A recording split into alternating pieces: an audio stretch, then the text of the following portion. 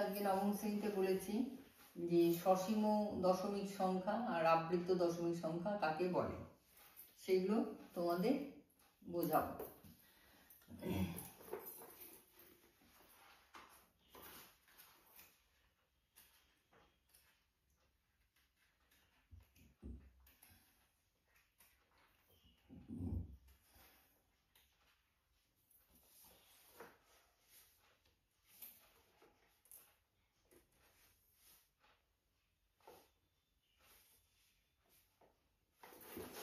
আচ্ছা, মূলদ সংখ্যা কাকে বলে বলেছিলাম যে যে সমস্ত সংখ্যাকে পি বাই কিউ আকারে প্রকাশ করা যায়, যেখানে পি কিউ পূর্ণ সংখ্যা এবং কিউ শূন্য হবে না, তখন তাকে বলা হচ্ছে মূলদ সংখ্যা। তো এই পি বাই কিউ আকারে যে সমস্ত সংখ্যা মূলদ সংখ্যা আছে, তাদের মধ্যে কিউ তো পূর্ণ সংখ্যা হবে, কিন্তু কিউ এর মান, কিউ এর মৌলিক উৎপাদক যদি 2 আর 5 হয়, কি বলছি, কিউ তো পূর্ণ সংখ্যা হবে, কিউ এর মৌলিক উৎপাদক 2 বা 5 হবে, তখন দেখা যাবে ভাগ করলে দশমিক আসছে এবং ভাগশেষ থাকছে না, তখন তাদের বলা হচ্ছে সসীম দশমিক সংখ্যা।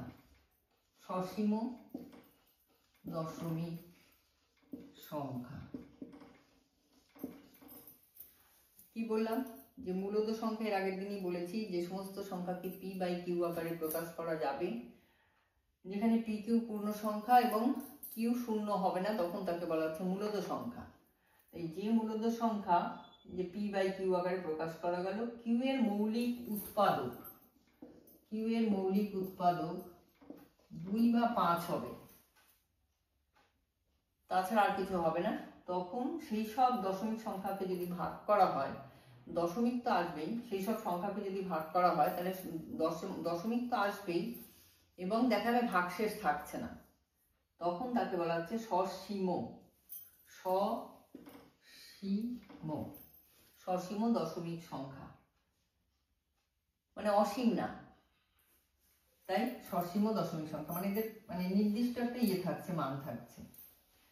কিন্তু যে সমস্ত দশমিক সংখ্যা পি বাই কিউ মানে মূলদ সংখ্যা পি বাই কিউ আকারে আছে, কিন্তু কিউ এর মান 2 বা 5 এর মানে ছাড়া অন্য কিছু, 3, 7, তারপরে 11, 17 এই ধরনের যদি কিউ এর মান থাকে, তখন সেগুলোকে ভাগ করলে দশমিক আসবে কিন্তু মিলবে না, তখন সেই সমস্ত দশমিক সংখ্যাকে বলা হচ্ছে আবৃত্ত দশমিক সংখ্যা।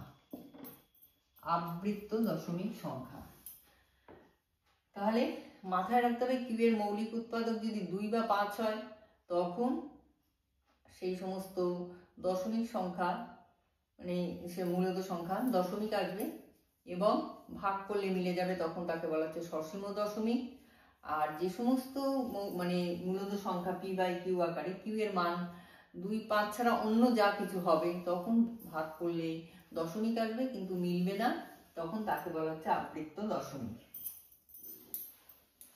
সেই দিয়ে তোমাদের অঙ্ক বলেছে, দেখো যেমন প্রথম অঙ্ক হচ্ছে ভাগ না করে নিচের কোন সংখ্যাগুলির দশমিকের বিস্তার সসীমভাবে লেখো। তাহলে 17 80,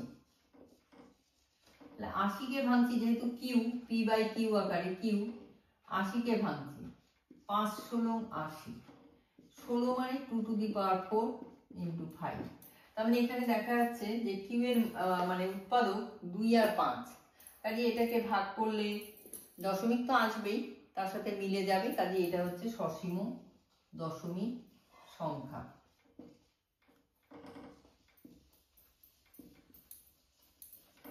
সসীম দশমিক সংখ্যা। তেমনি 13 24, 13 24, 24 কে ভাঙছি 3 8 24, 2 কিউব ইন্টু 3। এটা যদিও 2 আছে কিন্তু এটা তো 3 আছে, তাই 2 আর 5 ছাড়া বলা হয়েছে, আর কিছু থাকলেই হবে না। এটা 2 থাকলেও যেহেতু 3 আছে, কাজে এটা হচ্ছে আবৃত্ত দশমিক। তেমনি 17 12, সেখানেও 3 আছে, হবে না। 16 25, 125, 16 125 মানে হচ্ছে 125 মানে 5 5 5।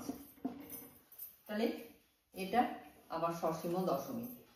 4 এর 35, 7 আছে, হবে না, কাজে এটা আবৃত্ত।